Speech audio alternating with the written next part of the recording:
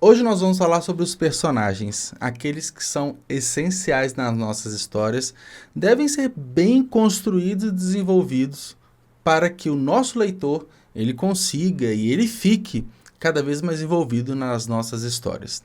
Por mais que possa parecer para algumas pessoas simples criar um personagem, bastando dar um nome a ele, algumas poucas características, na verdade a construção de um personagem ela pode ser muito profunda e muito complexa. Isso depende de vários fatores, do quanto você quer aprofundar nesse tema, na sua história, e o quanto que a sua história exige isso também. Bom, se você estiver escrevendo um conto, que é uma narrativa mais curta, naturalmente o seu personagem ele não vai ter muita margem para aprofundamento e desenvolvimento.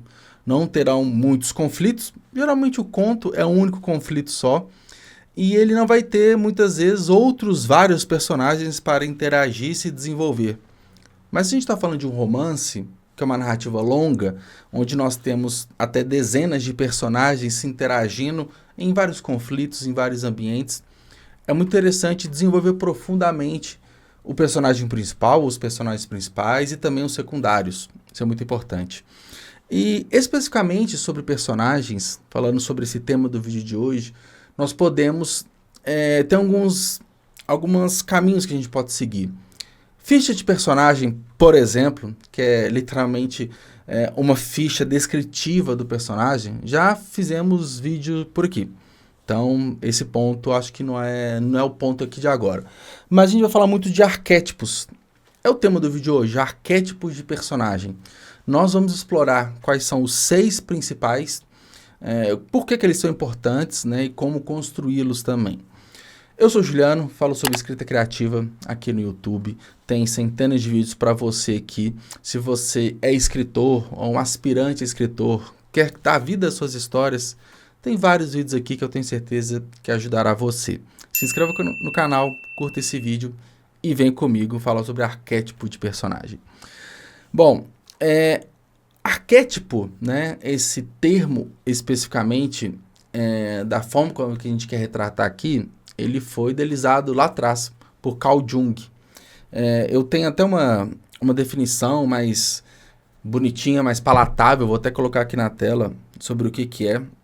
Que os arquétipos de personagens são modelos universais que servem como protótipos para personagem em histórias e narrativas em diversas culturas e épocas. Estes arquétipos são reconhecíveis por seus traços e comportamentos característicos, os quais são imediatamente identificáveis pelo público. Eles encapsulam temas, desejos e conflitos humanos fundamentais, facilitando para os escritores a criação de personagens complexos que ressoam com os leitores e espectadores. Como eu disse, né, os arquétipos eles foram popularizados por Carl Jung, um psiquiatra, um psicólogo, né, suíço. E segundo ele mesmo, né, esses arquétipos se manifestam em nossos sonhos, mitos, religiões, contos populares e funcionam como símbolos, né, que moldam os nossos experimentos, né. E no fundo esses arquétipos a gente consegue vê-los, a gente consegue identificá-los em diversos contextos do nosso cotidiano. Isso que é mais interessante. E já indo direto assim do nosso assunto, para não ter muita enrolação, quais são esses arquétipos, né?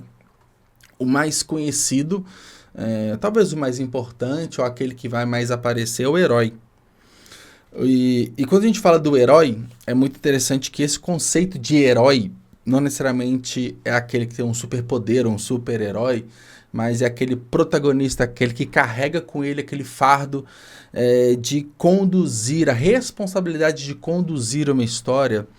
E a gente também vai para outro conceito que é da jornada do herói. A gente pode, né, ter desde os 12 passos que foram identificados até os 17 passos posteriormente identificados por Christopher Vogler também. Então o herói é esse, né, o nosso protagonista, aquele que é central à nossa história e é talvez o arquétipo mais tradicional, né? A gente tem como grande exemplo, eu estou usando como base um texto que eu escrevi lá no livro Bingo, está aqui na descrição para você ler também. Por exemplo, né, no mundo da fantasia a gente tem o Harry Potter, né? E um ponto muito interessante desse herói, que é uma grande dificuldade ou um grande desafio para os escritores, que ele tem que se desenvolver ao longo da história.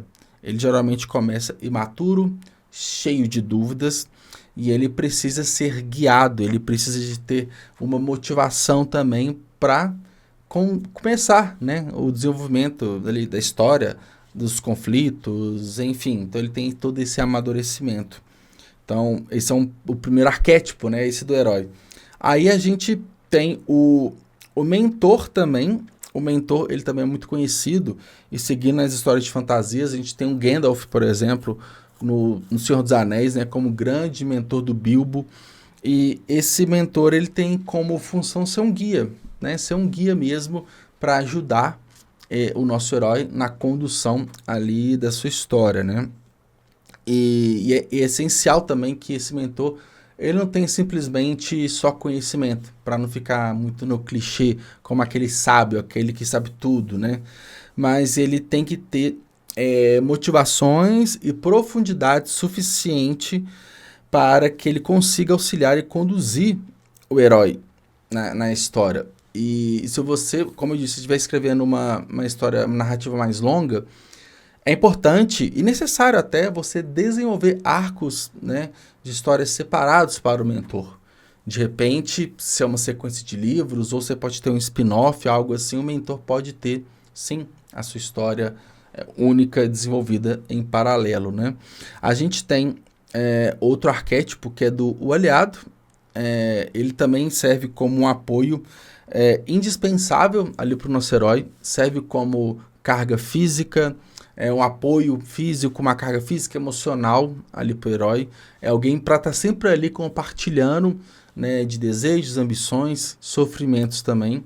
E é interessante que esse personagem também, o aliado, ele também tem um desenvolvimento de personagem suficiente, não para tomar o protagonismo do protagonista, mas para que ele consiga também ter o seu próprio caminho, ter a sua própria história, para que ele seja relevante. Também é interessante que esse aliado ele não tenha uma personalidade exatamente igual à do personagem, para não ficar raso. É muito comum, e a gente pode voltar também, né, usar como exemplo o Senhor dos Anéis, quando a gente tem o amigo do Frodo, esqueci o nome dele, esqueci o nome, naturalmente não é o Bilbo, enfim, mas ele é engraçado, ele é estabanado, ele é desajeitado, traz um teor cômico na história, e isso ajuda, inclusive, a aliviar alguns momentos de tensão. Aí a gente vem também do oráculo, que é um outro arquétipo. Ele serve como uma fonte de conhecimento e revelação na narrativa, né? E é um personagem que é envolto de mistério, e a percepção que ele tem, né, vai muito além do senso comum. Ele tem essa capacidade de ir além. Ele oferece visões, profecias e conselhos, né? Mas nem sempre esses conselhos eles são diretos, até para a gente conseguir ter um certo desafio ali na história, para a gente conseguir ter algo a mais do que explorar. E aí a gente fugindo da fantasia, indo mais para ficção científica, ou fantasia científica até, alguns consideram, como o oráculo de Matrix, né? Cujas previsões são enigmáticas e abre espaço para várias interpretações. Acaba que essas visões, essas previsões do oráculo, elas podem, né, solucionar os problemas, né, que desafiam o herói e adicionam naturalmente mais profundidade ainda às camadas desse personagem, a toda a sua história. Então, olha como que a gente tem diversos arquétipos de personagens, não necessariamente na sua história você tem que ter um de cada. Acaba que para não ter conflitos, não conflito no sentido de conflito mesmo, de estrutura narrativa, mas para que não fique batendo um com o outro, né? Não é muito interessante você construir uma história, ela seja linear com vários oráculos, com vários mentores, com vários heróis, né? Mas é importante, né, que o oráculo, finalizando essa parte, né, não é que ele vai solucionar todos os problemas diretamente, não todos os problemas do herói, mas que ele consiga trazer complexidade a essa trama, para fazer pensar, refletir. E nesse desenvolvimento do herói, no avanço dele na jornada, ele vai conseguindo por si só, né, claro, com essas visões, essas ajudas do oráculo, ele vai conseguindo destravar todos esses desafios que ele se propôs ali no começo a enfrentar. E a gente tem outro arquétipo, que é o vilão, que ele, na verdade, ele é fundamental para qualquer história. Então, a gente voltando para Harry Potter, por exemplo, a gente tem o Voldemort, que é aquele, né, o grande vilão, ele é a força antagônica ao herói, e ele impulsiona muitos dos conflitos e desafios, né?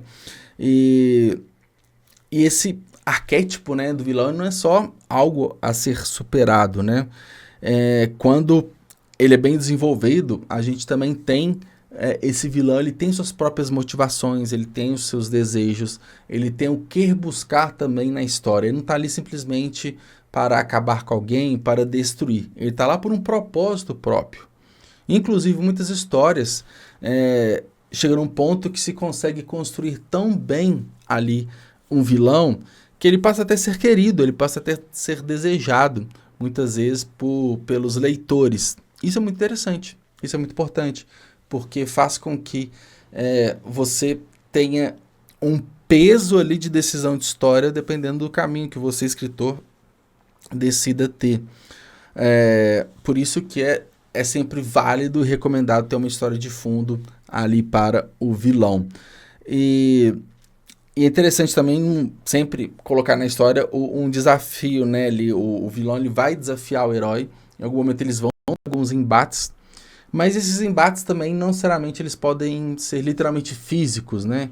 É uma disputa de varinhas e magias ali, por exemplo, como Harry Potter, mas pode ser também uma disputa moral. Muitas vezes o vilão ele vai provocar, ali, dependendo da situação, uma necessidade do herói dele confrontar seus próprios valores ali. Tomar decisões que podem não ser tão óbvias. A gente pode ter aí algumas viradas de narrativa, a gente pode ter alguns plot twists, alguns encerramentos não tão esperados. Eu vou pegar aqui como exemplo o meu livro Lucas, A Esperança do Último, e aqui vai ter spoiler, naturalmente.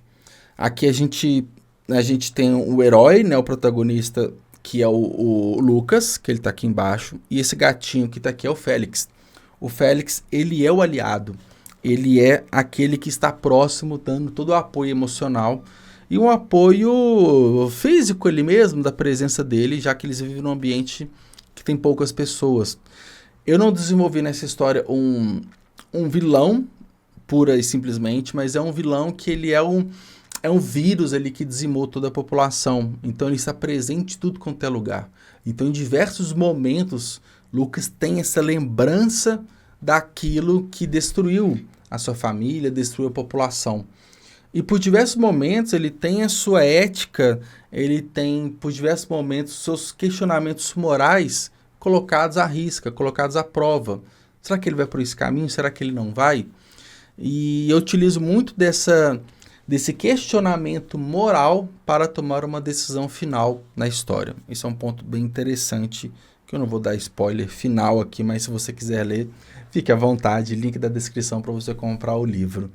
E aí a gente chega por fim, né, o sexto arquétipo aqui do vídeo de hoje, que é o trapaceiro.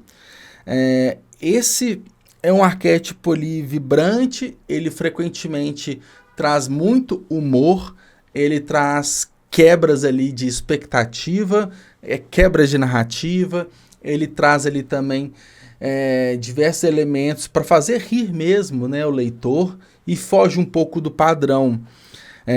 Ele traz também imprevisibilidade e subversão à história. Ele é astuto, ele é inteligente, ele é sagaz e ele manipula situações para conseguir seu próprio objetivo. A gente tem como um dos grandes ícones que a gente tem da cultura pop, de um trapaceiro, de um arquétipo trapaceiro, é o Jack Sparrow, né, de Piratas do Caribe. Ele exemplifica muito bem. Então ele tem aquela capacidade de encanto, de envolvimento, de trazer as pessoas para o lado dele. E eles podem ser aliados, adversários ou ficar pulando ao longo da narrativa de um lado para o outro. Ele sempre desafia as normas, expectativas, ele agita muito o nosso status quo e ele força, né, os personagens a questionar suas próprias percepções. E ao utilizar, né, esse arquétipo, esse específico, né, que a gente está falando do trapaceiro, pensa como que ele pode ser um catalisador para mudanças ali do rumo da história. Isso pode ser um ponto muito importante, pode ser a sua saída para você conseguir dar um rumo diferente, caso você não consiga na sua história. Então, para a gente encerrar esse texto aqui, na verdade esse vídeo, né, que eu me baseei no texto sobre arquétipos de personagem, é muito interessante a gente falar sobre 6 tipos de arquétipos, né, porque a gente está falando de 6 tipos de personagens que nós encontramos no nosso dia a dia, que estão presentes e que nos ajudam a guiar na construção dos nossos personagens. Então, quando você tem em mente esses 6 arquétipos, aí você vai para o segundo passo na construção da sua história, que é as fichas de personagens. Porque você tem o seu herói, você tem seu vilão, você tem um aliado, você tem um mago, você tem ali o trapaceiro, você tem ali, querendo ou não, 6, 7, 8 personagens ali. E você fazendo a ficha desses personagens, você tem uma construção muito interessante para o desenvolvimento da sua história. Então, acho que ficou interessante, né, esse vídeo de hoje sobre os arquétipos de personagens. Eu quero que você comente aqui embaixo o que você achou, se ajudou ou não no desenvolvimento da sua história. Qualquer dúvida, comenta aqui que eu vou te ajudar. Combinado? Até o próximo vídeo. Valeu, tchau, tchau.